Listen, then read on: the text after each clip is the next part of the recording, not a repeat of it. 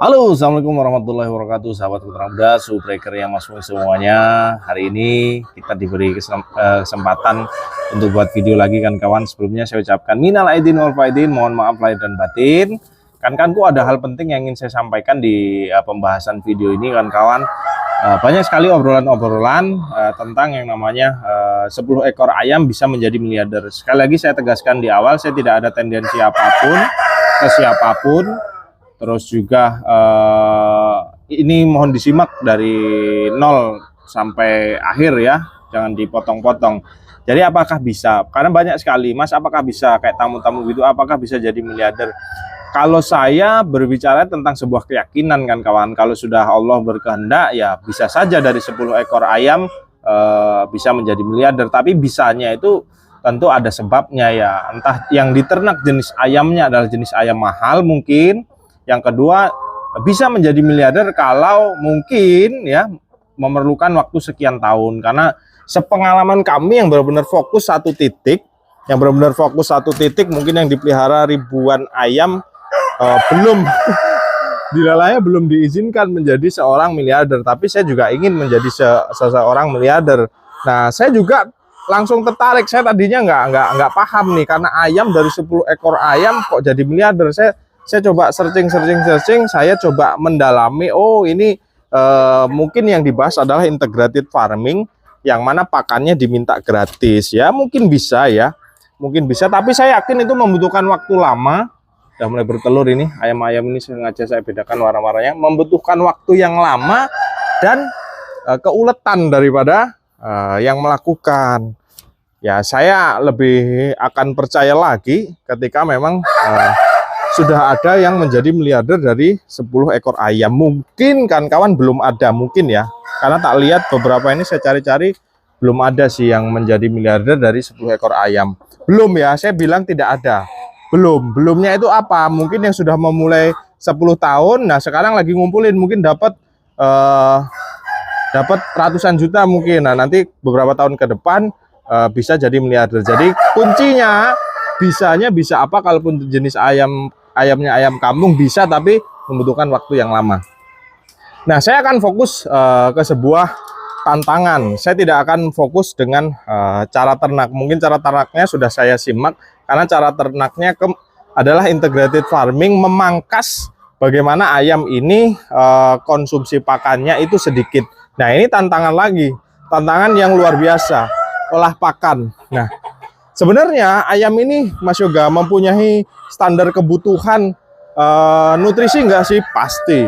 Proteinnya dia minimal 16%. Sebenarnya minimal 18%, tapi minimal 16%. Oke, itu protein saja. Belum energi metabolisme atau karbonya yang di angka 3.300. Kita bicara itu, bagaimana kita memenuhi nutrisi ayam supaya sesuai dengan ekspektasi kita. Ekspektasinya apa, Mas, maksudnya? Kalau induk produksi telurnya banyak, kalau ayam pedaging sesuai dengan waktu panen yang kita inginkan. Lalu itu kita hanya berbicara yang namanya nutrisi kan kawan. Belum lagi tantangan-tantangan tentang kesehatan daripada ayam ini. Bagaimana bentuk kandang yang benar-benar harus sesuai. Bentuk kandang yang sesuai seperti apa, Mas? Nggak boleh pengap. Harus udaranya bagus, sirkulasi udara bagus, kenyamanan ayam bagus. Ya, jadi ada hitung-hitungannya. Kalaupun kita mau membudidayakan, dalam artian adalah peternak mandiri, yang mana kita memelihara induk 10, lalu akan ditetaskan secara berkala, itu juga ada triknya supaya lebih cepat. Mas Yoga, saya mau alami, dia diirami, saya pastikan itu akan lama. Oh gitu, Mas Yoga? Begini jawabannya. Ini ayam, ini sudah ayam kampung modern saya sebutnya kan kawan ya, karena produksi telurnya besar, banyak. Ketika ayam kampung biasa yang sayurannya normalnya adalah 10 sampai 15 butir per periode, membutuhkan waktu mengerami 21 hari, akan berproduksi telur lagi setelah dia ngeram agak stres itu sekurang-kurangnya 2 minggu atau setengah bulan, tapi itu sudah lumayan cepat, biasanya 1 bulan. Jadi kita menghitungnya bagaimana? Mengerami 21 hari, ditambah memproduksi telur 2 minggu. taruhlah sudah 1,5 bulan, ditambah masa dia bertelur lagi sekitar 1 bulan. Kita bikin dia pangkas 2 bulan sekali, satu ekor ayam hanya menghasilkan 10 sampai 15 butir telur. Kita pukul rata-rata anaknya dia dapat 13 ekor. Ya kalau 10 ekor ayam kampung asli yang mengeram itu bertelurnya bareng semua. Nah, ini kan tantangan lagi kalau kawan-kawan masih mau memakai cara alami, yaitu menetaskan secara dirami. Ini tantangannya ya itu tadi, tidak semua betina itu bisa masa bertelurnya bareng walaupun satu usia, dalam tanda kutip. Kalau kawan-kawan nggak percaya silahkan pelihara atau tanya kawan-kawan yang masih memelihara ayam kampung asli. Lalu apa Mas di zaman modern seperti ini? Maka saya sebut ini adalah jenis ayam kampung modern. Maka yang harus fokus kita bahas di sini adalah jenis ayamnya. Ayam kampung modern ini bisa ngeram nggak Mas? Kecil, dia nggak bisa ngeram. Ini tugasnya hanya memproduksi telur, lalu kita mainkan dengan yang namanya mesin tetas. Itu gunanya apa? Untuk memangkas waktu. Contoh ini 20 ekor, kita kasih HDP ya, produksi harian telurnya dia 50% saja, 10 butir. Kita tetaskan seminggu sekali. Karena telur ini kita tetaskan selama 3 minggu atau 21 hari, kita kumpulkan telur ini seminggu sekali. Dapat berapa? 70 butir. Kalau 10 ekor, saya contohkan deh, jangan 20 seperti ini, 10 ekor biar sama. Kalau 10 ekor, 50% HDP-nya berapa? 5 butir per hari. Kali 7 berapa? 35 butir kita tetaskan. Fertilitas kali berapa persen? Harus dihitung juga. Produktivitas telur, oke, dapat berapa? 50%. Lalu fertilitas ini adalah telur yang terbuahi. Ada embrionya, ada janinnya, 80%. Silahkan dikalikan, 35 butir kali 80%, sisa berapa? Lanjut lagi daya tetas. Ada juga yang namanya daya tetas, nggak cukup. Daya tetas adalah dari jumlah fertil 80% tadi, daya tetasnya berapa? 90%. Jadi rata-rata kita dapat berapa? Taruhlah 25 ekor per minggu. Oke, 25 ekor per minggu. Kita targetkan ayam ini anak-anaknya panen berapa hari? Kita targetkan dia 60 hari. Kalau ayam modern seperti ini insya Allah 60 hari. 60 hari berarti berapa jumlah ayam setiap kita bisa mulai panen berkala, dalam artian berkala atau siklus, ini namanya siklus. 25 dikali, kalau 60 hari berarti 8 minggu, berarti 25 kali 8. Baru kita bisa panen, itu namanya siklus mingguan. Masukkan telur ke mesin tetas mingguan, dapat DOC mingguan setiap minggu, panen ayam akan setiap minggu setelah apa? Setelah 8 kali tetasan. Kok setelah 8 kali tetasan, Mas? Iya. Usia yang 9 kali tetasan. Usia yang tetasan pertama sudah masuk masa panen. Kandangnya seperti apa, Mas? Beda. Kandangnya tingkat seperti ini boleh, kandang di bawah seperti ini boleh. Maka sebenarnya itu masih saya tutup ya, karena kita belum fokus untuk pembesaran, karena ini akan saya fokuskan kandang breeding. Sebenarnya pembahasan peternak mandiri ini masuknya adalah peternak mandiri rumahan ini sudah lama kan kawan ya, tapi karena mungkin masih layak untuk dibahas ya kan kawan, mau dibahas lagi, jadi tantangannya besar. Satu lorong ini kurang lebih sekitar 120 induk. Ini kalau suruh dipelihara sendiri banyak banget anaknya kan kawan. Jadi memang ya lumayan tantangan ini tuh, tantangan di ternak itu lumayan besar. Jadi kan kawan jangan mau bicara enaknya aja. Enak amat kan kawan ngomong Mas bis 10 ekor induk jadi miliarder, waktunya mau butuh berapa lama? Belum lagi karakter ayam yang kita pelihara itu tadi. Jadi nggak hanya dalam artian kita berhasil, kita berhasil karena benar HPP terbesar atau hitungan pokok produksi terbesar atau modal terbesar di ternak ayam ini ada di mana sih sebenarnya Mas Yoga? Ada di pakan. Sana cantik, jangan deket-deket aku nak. Ada di pakan. Pakan itu menyokong sekitar 80% kebutuhan daripada ayam tuh, HPP-nya, modal produksi. Benar. Kita bisa mandiri di pakan, Mas. Itu kan konsepnya kita bisa mandiri di pakan. Ya, kalau benar-benar bisa mandiri, saya acungi jempol kan kawan. Mungkin bisa cepet jadi miliardernya. Tapi kalau cuman memandirikan yang 10 ekor oke lah. Tapi kembali lagi tuh hitung anaknya. Anaknya itu banyak, dari 10 ekor induk. Kalau kita modern seperti hitungan saya tadi 5 butir per hari, terus kita dapat DOC bibitnya itu 25 ekor per minggu. Itu kalau 25 itu dikali 9 itu sudah berapa kan kawan? Sudah 200-an lebih. Bisa nggak kita mandiri? Sedangkan ayam ini kan kawan, ayam ini lumayan. Nah itu aja, ini musim hujan terus, ini kurang sehat ini. Minta disuntik vitamin ini. Kenapa ini kok dia mengantukkan kawan jagonya? Nah ini gunanya, ini tantangan lagi. Saya belum bicara tentang kesehatan ya, nanti dulu. Belum lagi yang namanya anak-anak ayam baru netas. Yuk kita ke sana. Anak-anak ayam baru netas nggak bisa kan kawan seenaknya sendiri dikasih pakan yang tidak ada pakan yang sesuai dengan kebutuhan nutrisinya. Yang ada ayam Anda nanti nyilet. Saya pastikan ayam Anda nanti nyilet. Nih ayam-ayam kayak gini nih. Aduh, di kandang satunya ya.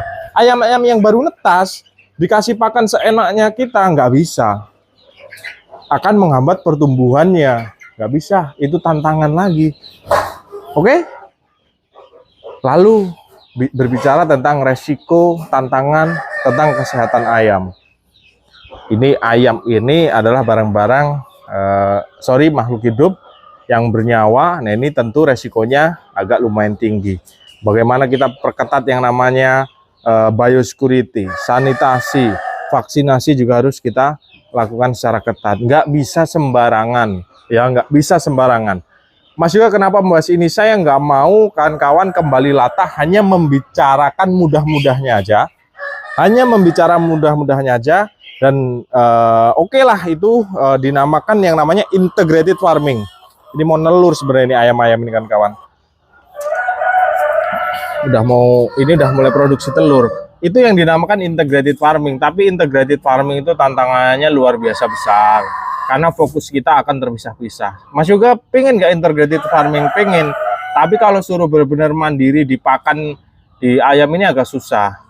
Saya kira kalaupun memang konsep itu benar-benar sudah ada yang jalan, sudah ada yang jadi miliarder, mungkin saya akan lebih percaya. Sebenarnya saya percaya, tapi saya kira membutuhkan waktu yang lumayan lama.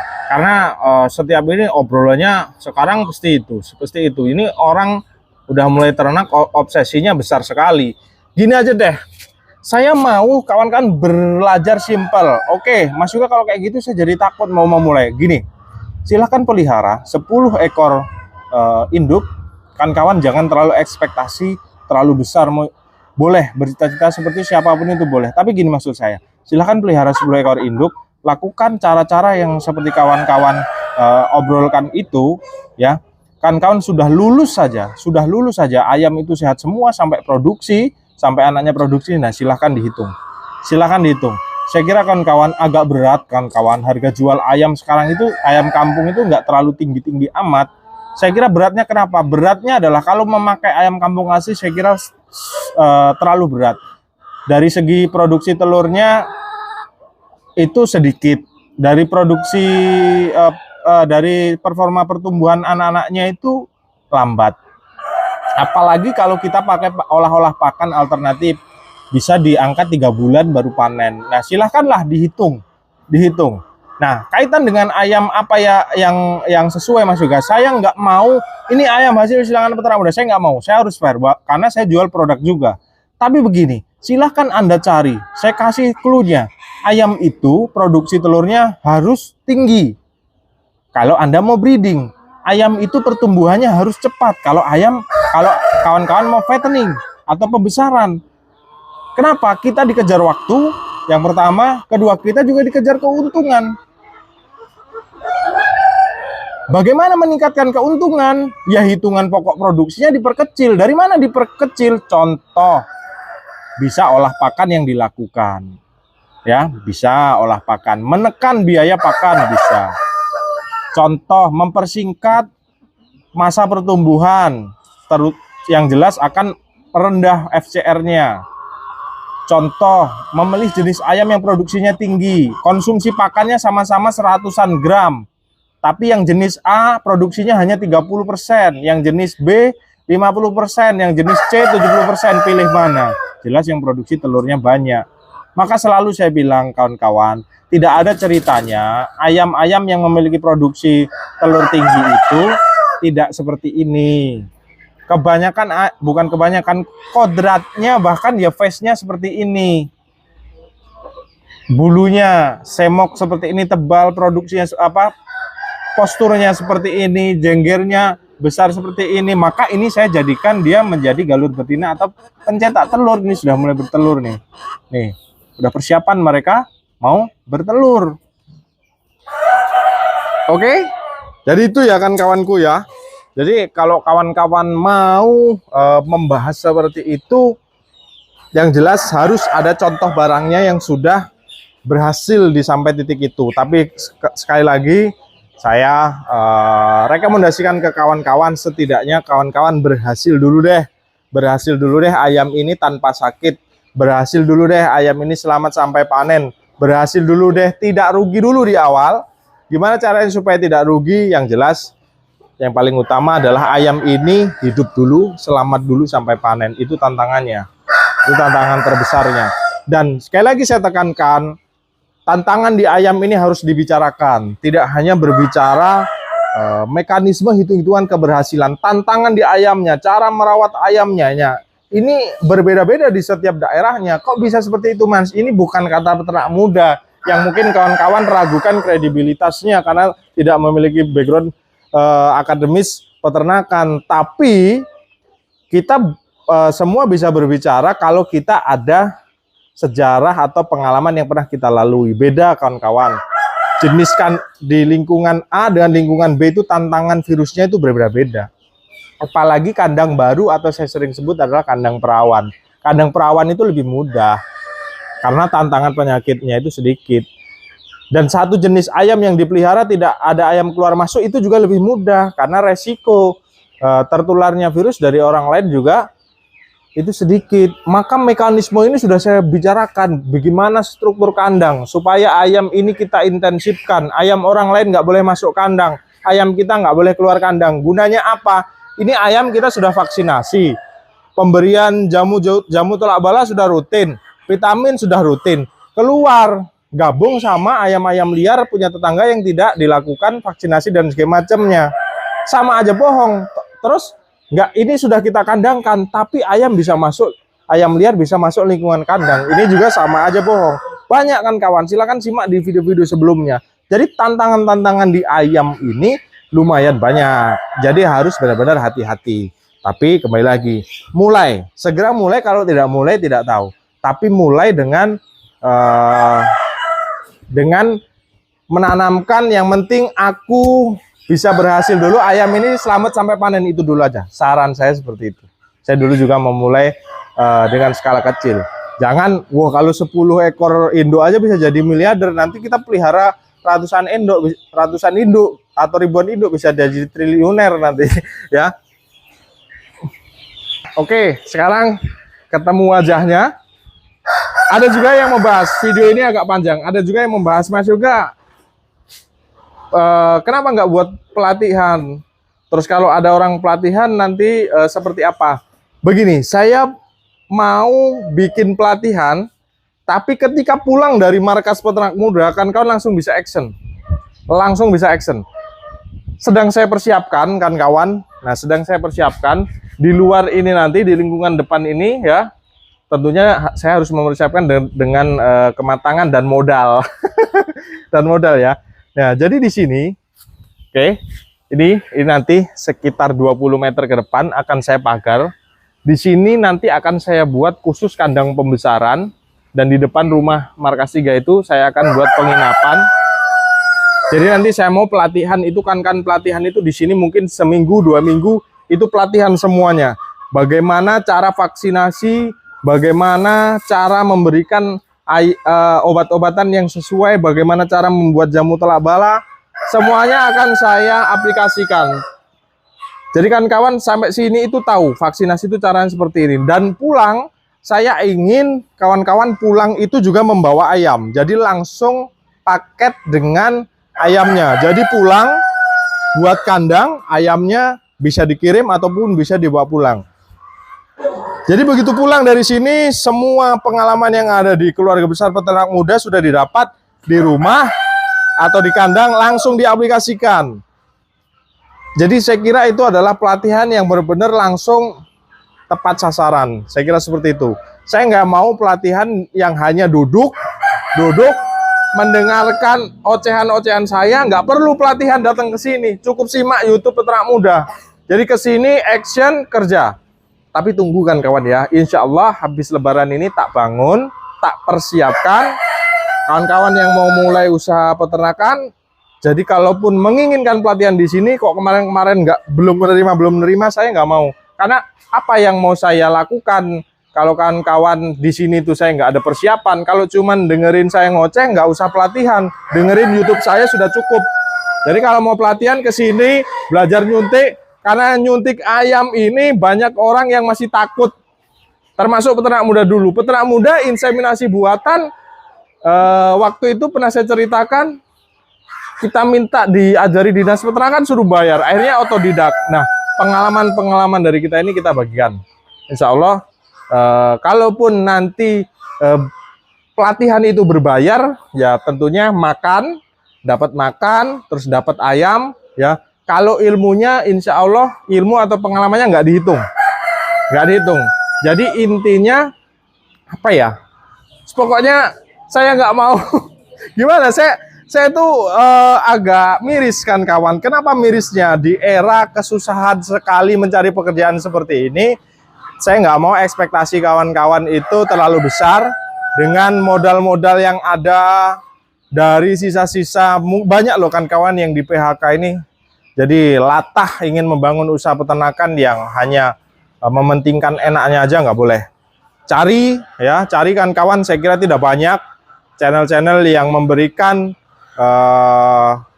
pengalaman-pengalaman pahitnya supaya dipertontonkan, itu saya kira nggak banyak. Karena saya mau kawan-kawan tetap harus paham tentang resiko-resiko itu. Semua usaha memiliki resiko, tapi tidak patut juga ketika kita membicarakan usaha tidak membicarakan resiko, hanya membicarakan keuntungannya saja. Ya, tunggu dulu, dipersiapkan dulu. Matang-matang. Sebenarnya tidak perlu sih pelatihan. Banyak sahabat-sahabat online peternak muda itu sudah mulai bangun peternakan. Banyak juga yang alhamdulillah berjalan dan banyak juga yang tidak berjalan. Kembali lagi, namanya kita manusia hanya bisa berusaha, tapi harus dievaluasi ya. Clear ya? Ya, saya doakan kan kawan jadi miliarder semua. Saya juga ingin jadi miliarder. Mas Bay ingin jadi miliarder lah. Insya Allah ya. Itu dulu. Sampai ketemu di video selanjutnya. Saya Ria. Assalamualaikum warahmatullahi wabarakatuh. Salam sukses tim Wirkir. Love you full semuanya.